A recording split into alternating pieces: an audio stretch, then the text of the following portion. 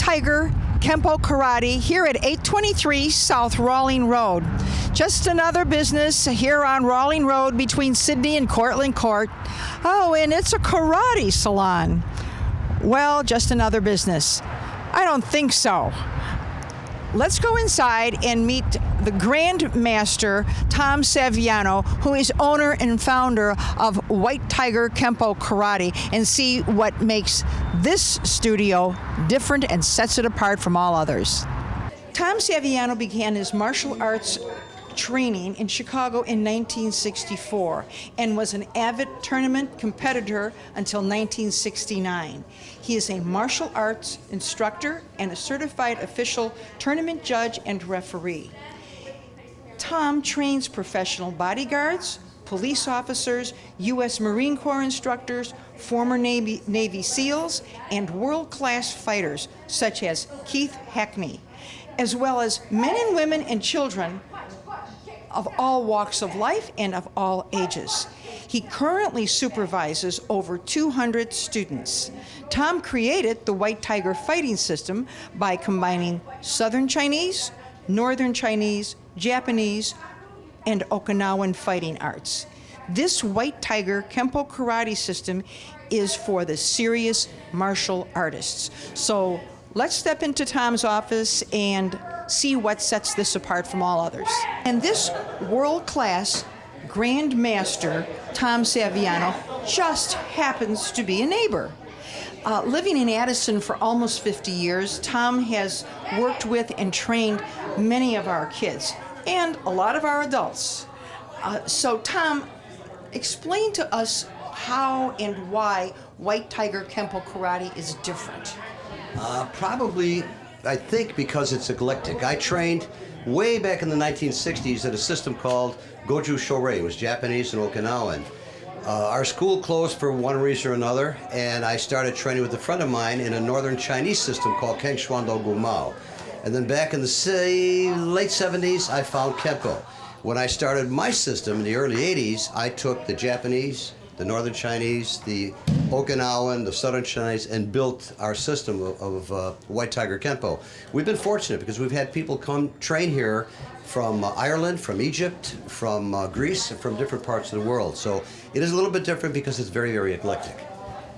Well, Tom, I know you've actually done a lot of work in Greece as not only a trainer, but as a referee, as a judge, as an official. You've done a lot of work there. Well, we were trying at the time, Lou, to get an ancient art. Goes back to about 450 BC called Pangratio, which means all strength. It's a Grecian art we wanted to get back in the Olympics some years ago. The IOC thought it was a little bit too violent, so we couldn't do it. But I had just brought the United States karate team to Italy. I was executive director of the U.S. karate team. While there, I got a call, would you like to go to Athens? Well, we were right there. And then we went up in the mountains and we did what we had to do. But I've taken all of that, put it together, and the system is very effective. But it's not a sport system, that's the thing. It's strictly a self-defense system. There's a difference. That's why we get so much with the law enforcement and military. Well, wait, when you say self-defense, but you're a competitor. You were a competitor. You have many people here who are competitive. Well, you mentioned Keith Hackney. Keith Hackney was one of my students, a former Navy SEAL, fought in the early UFC back in the early 1990s, and very successfully too. But that was sport. The difference is with purely self-defense. One of my students who's been with me since a kid just became a freshman in college. While he was there, he was jumped by two guys, and he defended himself legally, morally, properly, didn't hurt him when they were down. He did self-defense. Sport is different. Sport, you come close or you touch. On the street, there's really not too many rules. Outside of the moral rules, you don't poke somebody's eye out for no reason, you know. But it is a self-defense system. There's a difference. Well, I know we've been here before, we've seen the adults, but you're starting with the little ones now, younger and younger. Yes. And we've got a group out there now. Do you think we can get out there and watch them warm up? Or I would love it, you'll love it, and the kids will love it. I think so. Let's go out and look at them. Tom, tell us what the age group is here. I mean, it's a big mix. It's great. Well, initially we've got here 7 to about 12-year-old in the front row, the teenagers in the back row. They're going to share the warm-up, but after the warm-up, we'll split. As you can see against the wall, there's a whole bunch of black belts, and if they're certified by me, then they can teach. Otherwise, they're learning how to teach.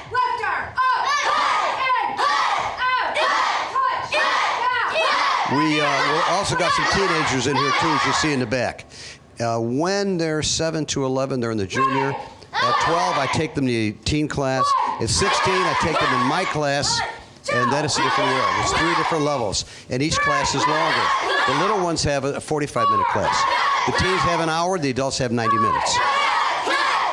Now, the younger ones, so this is a beginning class. For all ages, I'm assuming this is just the beginner class? No, right now we've got mixed ranks in here for the warm-up. They all do the same warm-up, and then we'll break them into groups according to, as you can see, I'll have you scan and see the different instructors. We'll break them into different groups. But right now it's common warm-up. Just a common warm-up. Well, I'll tell you, to me it's just amazing how they all are very orderly. They're moving very quickly and organized. I think that's one of the advantages of karate. They don't just learn the martial art. They learn courtesy. Courtesy, respect for others. You'll notice here that they don't say yeah, they'll say yes. We're not ogres. We don't beat on them. Yes, and sir, I don't tell them to do that. It's just the way that mom and the school teacher. I believe this way. It takes 3 of us to raise these children. Mom and or dad or both, a school system that really cares, and a third person, myself, a gymnast, a coach of some kind. If we all get together, we raise some pretty good children. I've got some of my kids who came to me 20, 30 years ago are in the military. One of them is a decorated Marine. Some of them are teachers. So it's how we treat them at this age that's going to decide where they're going to be in their future. Well, I mean, for such a large group of kids, they certainly moved it along, got organized very quickly. So that is a real plus. Now, what are they doing now? They've gone through a little bit of a warm-up. Miss O'Keefe is going to run them through what's called power strikes. The circuit is strikes. And the systems that I've trained in, a lot of them are straight, a lot of them are circular. These are circular strikes. And if you notice, they're all doing the same thing. And she'll run them through here at all different ranks. It's a basic thing. And for a midweek, it's not a real big class, but it's busy enough right now. Saturdays are crazier. Mondays are pretty good. But right now, there's a few of them out there. And they're enjoying. I tell them here they can make noise. They're enjoying, they're learning, and they're becoming physically fit, whether they realize it or not, because they really are. Well, if you look at them, you won't see them out of shape. Some of them came to me that way. I've had adult students come to me 350, 400, 450 pounds, got in shape.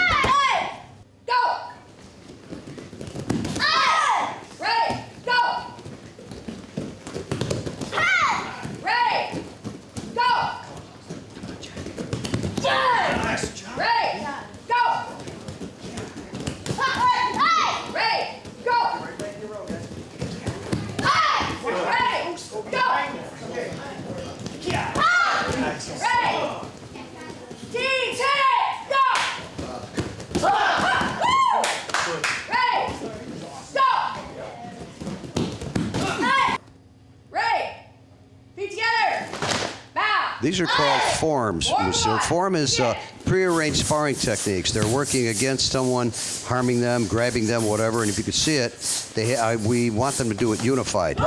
So what they're doing is blocking, punching, kicking, throwing, and they're doing it pretty well. And they all have to learn it at the younger stages. And this is simplified. It's called Form 1. It's a very simple form. Good job, kids. Good job. Very good. Good job. Very good, very organized. And when you're old, it's even another thing because you're easy to pick. There you go.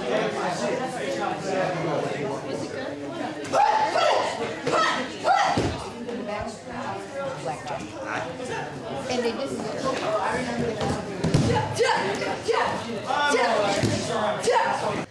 Tyler, let me see sword set 1. Ready? Sir. Begin. You have to imagine imaginary targets, so Angelo.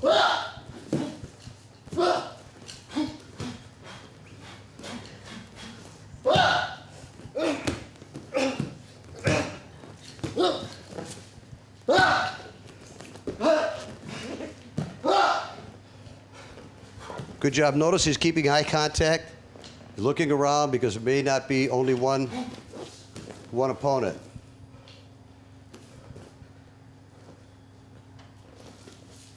Excellent job. Good job, guy. Good job.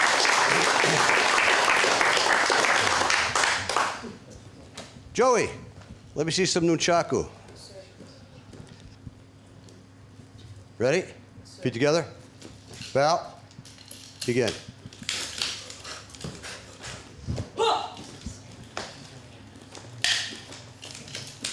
Again, he's working more than one opponent.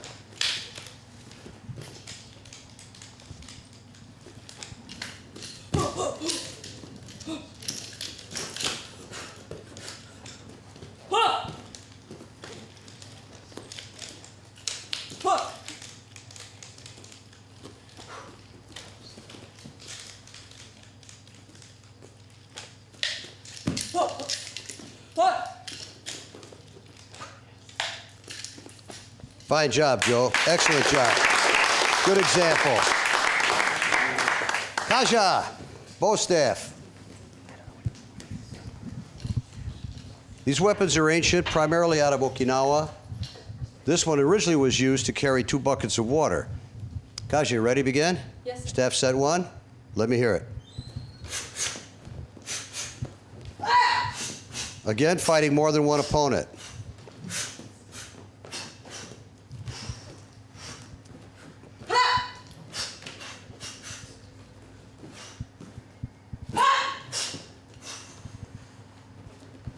Also, these 3 teenagers were with us since they were smaller children. At 12, we bring them into the teen class. At 16, they come into my class. Great job. Excellent job. Excellent job. And Michelle is one of our senior black belts. She's a 5th degree here. She also trains our youth, our juniors, and our teens. And when I'm out of town, she runs the place for me. And she's going to show what happens when a bad guy decides he's going to pick on a woman. So go on, dummy. Pick on the woman.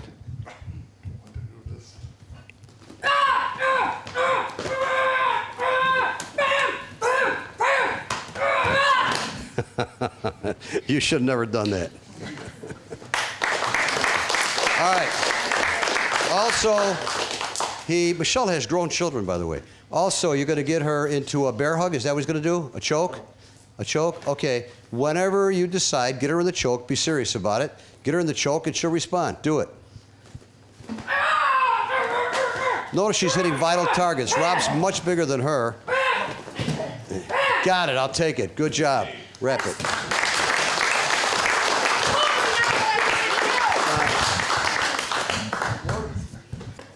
Situation is, hang on 1 second, you guys come back to it. Come here, you 2 guys, a minute. Hang on 1 second. Situation being, if you've got a situation where you're in trouble, there's multiple attackers, this guy's here, this one's here, I may want to go 1, 2, so we'll go 1, 2, without them there. That's all. Take it. Want you guys over that way. That's it, lock her. So, you take the 2, the first one came here, one of you guys please. First one was a strike high here, second one was the same thing here. So you can fight the 2 guys without going through a whole big lot of energy or a whole lot of experience. Where do you learn it? Here. Pan this group for me if you will please. Some of these guys have been with me 25 or more years. Wave to them guys. Angelo, thank you very much. Everybody, come on the mat. We're going to face the camera and bow out, please. Yes, sir. Sir. Sir. The bow is you have to understand what our bow is. If I walk up to a man and I give him this, that's a sign of peace. I've given him an open hand. If I come up to this way, it's a sign of power. It's aggressive. Our bow is a sign of respect for each other. Peace overcomes power. It's from here. Guys, we're going to do our feet together, bow with Fiat. Ready? Sure. Feet together. Bow. Yeah! Thank you. Good job, guys. You good for me? Kevin Arias is a firefighter, paramedic. He's also a second-degree black belt here, an NRA instructor, and a quality stick fighter. He's going to show Sinawali, which originally came out of the Philippine Islands. So, Kevin, it's yours. Okay, go ahead, guys.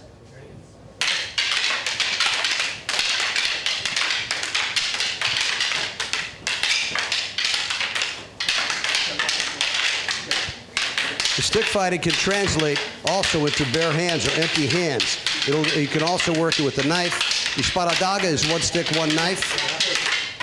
Kevin, what do you think? Yeah, so the Sinawali we're doing right now is a base movement that can translate in any weapon platform you have, whether it be stick, a blade, or as Master Sav said, hand to hand. And we'll show that in a second with John here. John. So the basic Sinawali is, as you just saw, it's a pattern, right? So it's a pattern that goes 1, 2, 3, 4, 5, 6.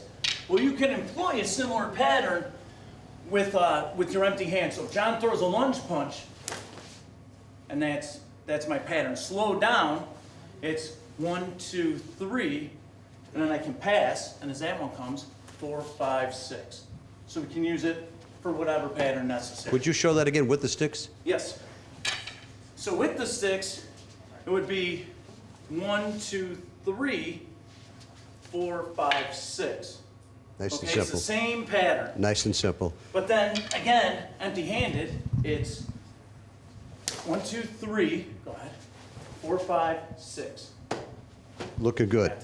Looking good. Run them through a few more seconds of whatever drill with the sticks.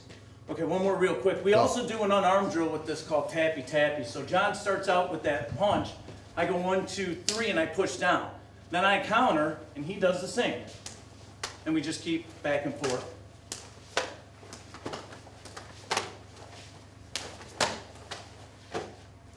That'll work your reflexes, bro. Yes, sir. Let me see one more drill with the sticks with the guys, and then we'll wrap. Go ahead, guys, back at it. No, actually, wait. You two got single Sinawali? Let's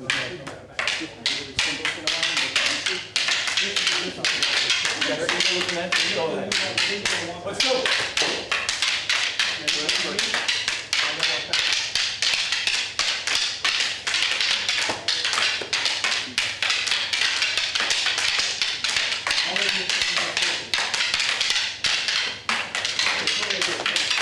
All right, that's good, guys.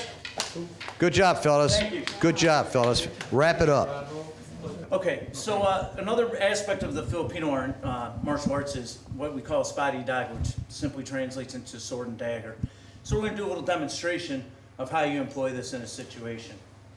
That same one we were working back there.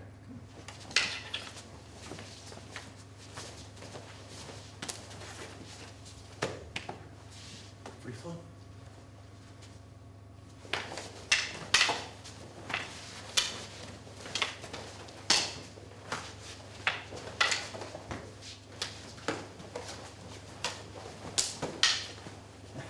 Good job, Kev. Wrap it up. Nice job, buddy.